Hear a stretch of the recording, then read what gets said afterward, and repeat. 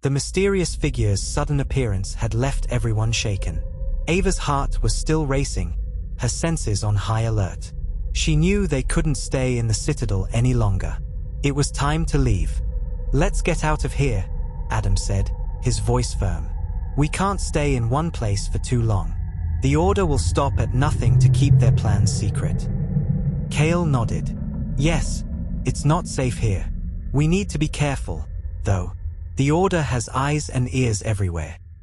He glanced around the room, his eyes lingering on the shadows.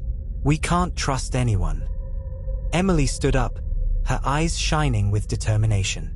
"We need to find out more about the Archon and the Order's plans. We can't just run away. We need to know what we're up against." Maya nodded in agreement. "We need to be careful, though. We don't know what we're up against. We can't just charge in without a plan." As they prepared to leave, Ava felt a sense of trepidation. She knew that leaving the Citadel meant venturing into the unknown. They would be leaving behind the relative safety of the Citadel's walls and facing the dangers of the outside world. But she also knew that they had no choice.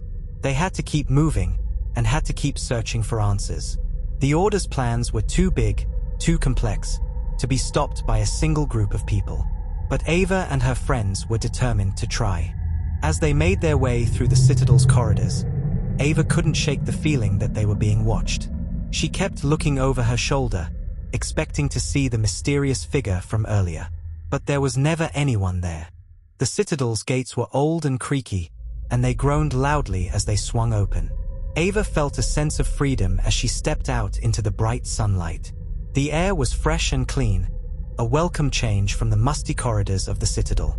But as they walked away from the Citadel, Ava couldn't help but feel that they were walking into a trap. The landscape stretched out before them, rolling hills and dense forests. It was beautiful, but it was also unforgiving. They walked for hours, the silence between them comfortable. Ava felt like she was finally starting to process everything that had happened. She was starting to see the bigger picture, to understand the scope of the Order's plans. As the sun began to set, casting a golden glow over the landscape, Ava saw something in the distance. It was a small village, nestled in the heart of the forest.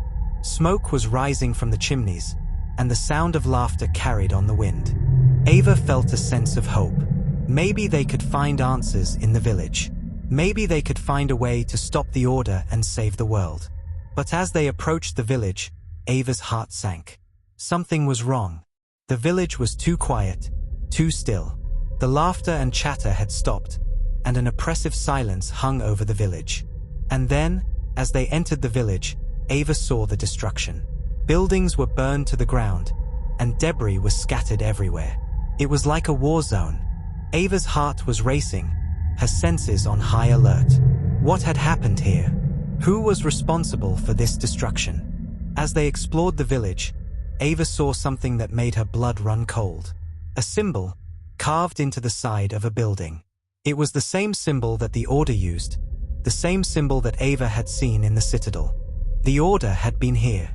They had done this. Ava felt a sense of anger and determination. She knew that they had to stop the Order, no matter what it took.